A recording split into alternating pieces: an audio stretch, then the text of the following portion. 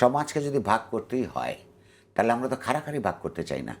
একজন মাথাওয়ালা গরিব মানুষ, তার তো আওয়ামী লীগ বিএনপি করার কথা না।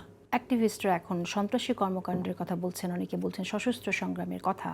তো আমরা বিভিন্ন দেশে ইতিহাসে দেখেছি যখন গণহত্যার অভিযোগে কোনো দল নিষিদ্ধ করা হয়, সেসব দলের সদস্যরা জঙ্গি হয়ে পড়ে, জঙ্গি সংগঠনে যায় বা পাশের দেশে গিয়ে সন্ত্রাসী কর্মকাণ্ডের জন্য সংগঠিত হয়।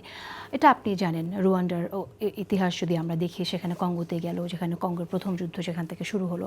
তো বাংলাদেশেও তো অবস্থা এরকম যে পাশের দেশে গিয়ে আমাদের এখানের এই সব গণহত্যার অভিযোগে অভিযুক্ত নেতারা আছেন এবং তারা বিভিন্ন জায়গা থেকে সন্ত্রাসী কর্মকাণ্ডের জন্য আহ্বান জানাচ্ছেন। এ এটা ধরনের হতেই সশস্ত্র পারে, কারণ তাদের আমাদের দিক থেকে এটা সার্ভাইভালের প্রশ্ন।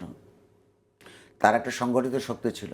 তারা, আগের কথা বাদ দিলাম, 15 বছর এই দেশের মানুষকে নানাভাবে দমন করে রাজনৈতিকভাবে, অর্থনৈতিকভাবে লুণ্ঠনের মধ্য দিয়ে তারা প্রচুর অর্থের মালিক হয়েছেন। তারা তারা চুপচাপ বসে থাকবেন, এটা বাংলাদেশের যারা গণতন্ত্রপরায়ণ রাজনৈতিক শক্তি, সামাজিক সাংস্কৃতিক শক্তি, তাদের এটা হিসাবের মধ্যে রাখতে হবে। এটা তারা করতেই পারেন। এবং এবং আমরা কিভাবে সতর্ক থাকবো এবং সরকারের কি করণীয় সেটা যদি আপনি বলেন। সরকারের মেলা করণীয় আছে, সেটা সরকারের প্রশাসন আছে, সরকারের নানা আইন প্রয়োগকারী সংস্থা আছে।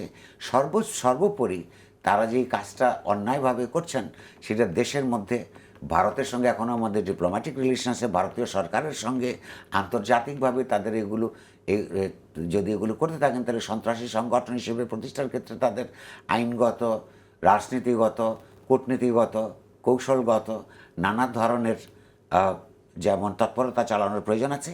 তেমনি আরেকটা কথা আমাদের মনে রাখতে হবে, সেটা হচ্ছে যে বিচার যেমন করা দরকার, রিকনসিলিয়েশনটাও খুব গুরুত্বপূর্ণ।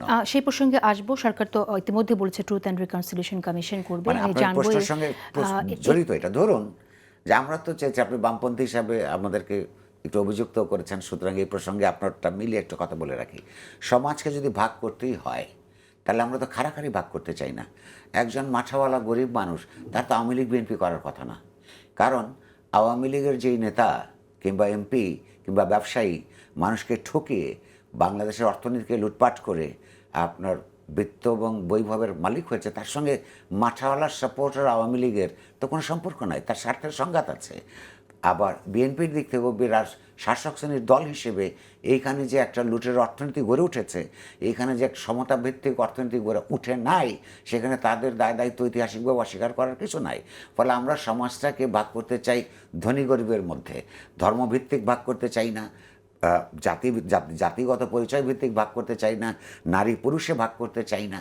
তো সেই ক্ষেত্রে এই যে শাসক শ্রেণী একেবারে খাড়াখাড়িভাবে ভাগ করে রেখেছে, সেইখানে আওয়ামী লীগের কিংবা বিএনপির যে সাধারণ কর্মী, সে ভুল বিশ্বাসের দরুন যে রাজনীতি করে বা করেছে, সে নিজে ব্যক্তিগতভাবে অপরাধ করে নাই, ভোট দিয়ে অন্যায় করে নাই, তাদেরকে সুযোগ দিতে হবে যে তারা যাতে বুঝতে পারে যে তার নিজেই দেশের বিরুদ্ধে, স্বার্থের বিরুদ্ধে, এমনকি আপন শ্রেণীর স্বার্থের বিরুদ্ধে রাজনীতি করেছে। সরকারের সেই কর্তব্য আছে, আমাদের সেই কর্তব্য আছে। তার মধ্যে দিয়ে একটা পুরো জাতিগোষ্ঠীকে এইভাবে খাড়াখাড়ি ভাগ করে আপনি একটা শক্তিমান জনগোষ্ঠী হিসেবে বা একটা শক্তিমান গণতান্ত্রিক রাষ্ট্র হিসেবে বিকশিত হওয়ার সুযোগ থাকে না। ফলে সেই রিকনসিলিয়েশনের ব্যবস্থাও একটা করার প্রয়োজন আছে।